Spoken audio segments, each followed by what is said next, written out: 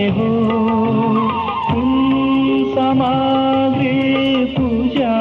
गर्ने साथ कसोरी लाने हो कुन मन्दिरमा जान्छौ यात्री कुन मन्दिरमा जाने हो